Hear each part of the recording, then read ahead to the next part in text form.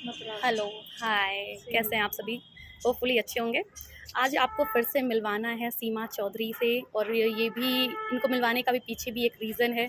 इनकी भी स्टोरी काफ़ी स्ट्रगलफुल है, एंड उससे भी बड़ी बात ये है कि इनकी जो उम्र है वो एक नॉर्मल उम्र से ज़्यादा है। नॉर्मली 36 ईयर्स ओल्ड हैं, और इस उम्र में लोग पढ़ने का तो छोड़ ही देते हैं। इनकी जो बच्चियां हैं वो लमसम लमसम हमारे एज की हैं।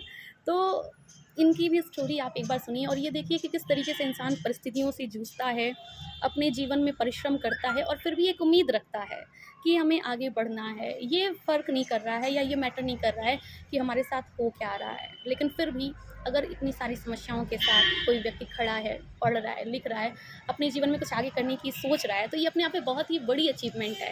ये इनका सिलेक्शन होना ये बात की बात है, लेकिन मेरी नज़र में तो ये ऑलरेडी सिलेक्टेड हैं। क्यों? क्योंकि सिलेक्शन के पहले इन्होंने अपने जीवन में जो पॉजिटिव एनर्जी एक्सेप्ट करी है, या जो इन्होंने गेन करा है, ये हर एक व्यक्ति के बस की बात नहीं होती। ठीक है, तो मैं आपको मिलवाती हूँ सीमा जी से। आप एक बार इनकी बात सुनिए, और साथ ही साथ कोशिश ये करिए कि इनसे जो पॉजिटिव एनर्जी है इनकी, उसको आप सीखिए। Thank you.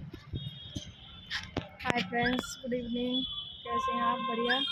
मैं सीमा चौधरी मथुरा से हूँ, गांव से ही। मैंने विद्यालय ज्वाइन किया है श्री बचपन बिहारी इंटर कॉलेज से ही। मैं मूल्यांकन कर रही थी यहाँ पे चंपा अग्रवाल फरपुर गेट पे। तो मुझे आज ही पता लगा कि ज्योति मैम यहाँ पे मूल्यांकन कर रही हैं। तो मुझे मालूम नहीं था, एक मैम ने बताया था कि आपका सिलेक्शन नहीं हुआ है तो आप ज्योति मैम की क्लास ले लो। तो मुझे लगा कि मैंने तो ऑलरेडी ज्योति मैम की क्लास ले रखी है, लेकिन मैंने दिसंबर में ली थी। मुझे लगा मुझे मिलना चाहिए ज्योति मैम से। मैंने बहुत वेट किया, कई बार हमसे आगे वाले कमरे में ही मैम मूल्यांकन कर रही थी, तो 2 बार गई भी थी मैं वहाँ पे, तो मैम आई नहीं थी।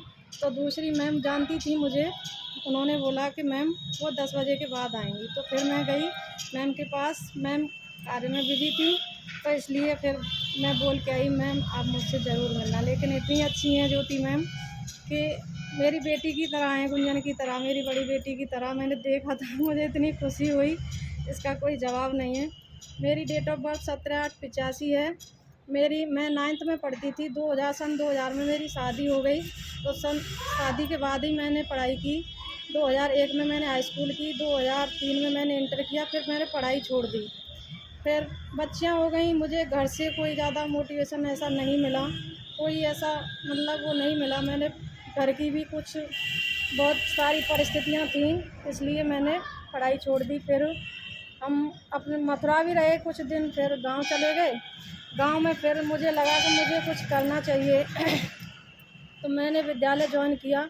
मेरे प्रिंसिपल साहब इतने अच्छे थे, मैं इंटर थी, उन्होंने बस मेरा थोड़ी बहुत बस जान पहचान पूछी, वो समझ गए थे कि कुछ कर सकती हो आप। उन्होंने मुझे ज्वाइन कर लिया, लेकिन बोला कि सीमा जी आप आगे पढ़ना पड़ेगा, क्योंकि ये इंटर कॉलेज है, इंटर से इसमें पढ़ा नहीं सकती हूँ। मैं 2016 में ही मेरी ज्वाइनिंग थी, उसी साल मैंने ग्रेजुएशन डाल दी।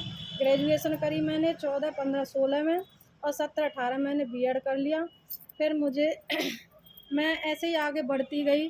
बच्चे भी थे, घर की भी परेशानी थी, लेकिन इससे आगे की लाइफ, उसमें मेरे पति ने बहुत सहयोग किया, बहुत सपोर्ट किया मेरे पति ने, बहुत ज़्यादा।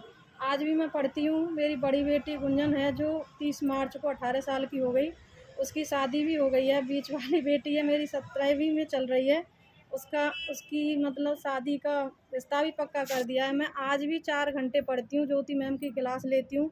बस मुझे लगता है कि पता नहीं, अब प्राइवेट तो हम जॉब कर ही रहे हैं, लेकिन लगता नहीं है कि सिलेक्शन हो जाएगा। लेकिन मुझे उम्मीद है, और मुझे ज्योति मैम पर पूरा भरोसा है कि शायद इनकी क्लास लेके मैंने बहुत अच्छा किया, मेरा सिलेक्शन हो सकता है।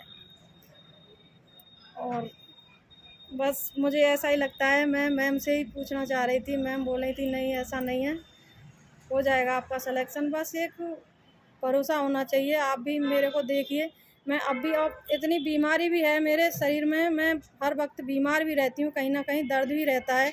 घर की भी काम धंधे, मतलब बच्चे बच्चे पूरा पूरा लोड जैसे रहता है ना गृहस्थी का, वो भी पूरा संभालती हूँ। तो इसीलिए मेरे चलिए, होपफुली आपने सुना होगा, अच्छी तरीके से इनकी बात को समझा भी होगा, जिस तरीके से ये बता रही हैं। और ये चीज़ें भी मुझे तुरंत ही पता चली हैं। आपको पता है कि मैं इन्हें जानती नहीं हूँ, मैंने तुरंत ही अभी मुलाकात इनसे हुई है।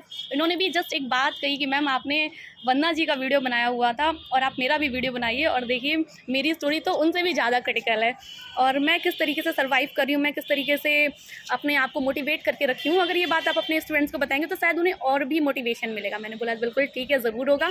अगर आप खुद से ही चाह रही हैं तो हम बिल्कुल आपकी वीडियो बनाएंगे। And most of one thing, सबसे जो ज़रूरी है कि समस्याएं देखिए हर व्यक्ति के जीवन में होती हैं, थोड़ी बहुत तो सबके जीवन में रहेंगी ही रहेंगी, बशर्ते जो समस्याओं से आगे बढ़ जाए उसके लिए तो भाई मेरे जीवन में तो हर पल रहती है समस्याएं, समस्या का ही जीवन है मेरा।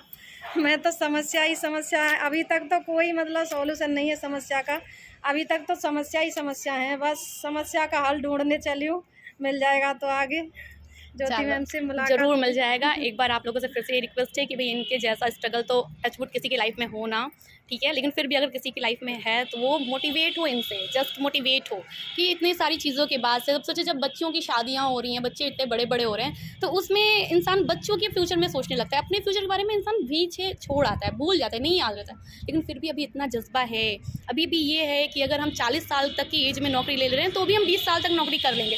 तो ये जो विल पावर है ना करने की, कुछ कर गुजरने की, ये ज़रूरी होती है, यही इनको आगे ले जाएगी। बाकी कुछ नहीं इनके काम आने वाला है, ना मैं ना कुछ भी काम नहीं आएगा। ये इनकी जो विल पावर है ना, यही इन्हें आगे लेके जाएगी। होपफुली आप लोग समझे होंगे मेरी बात को, और आपको इनसे मिल करके भी बहुत खुशी हुई होगी जिस तरीके से मुझे मिल के हुई। और मैं तो हमेशा कहती हूँ कि मैं इनके जैसे स्टूडेंट से मोटिवेट होती हूँ। मुझे इन लोग काम करना सिखाते हैं, मुझे लगता है कि अगर मैं काम करूँगी तो इनके जैसे बहुत सारे स्टूडेंट का फ्यूचर बन जाएगा, जो कि ज़रूरी है, जो ये नीडी हैं, इनका फ्यूचर बन जाएगा, ठीक है। होपफुली आप लोग भी मोटिवेट होंगे, और इसके साथ ही साथ अपनी जो भी दुख दर्द है उसको साइड में रख करके अपनी जो एजुकेशन है, अपनी जो पॉलिसी है, अपने जो एजुकेशन के आपके प्लान्स है उसको आगे इम्प्लीमेंट करेंगे और अच्छे से पढ़ पाएंगे। Thank you very much.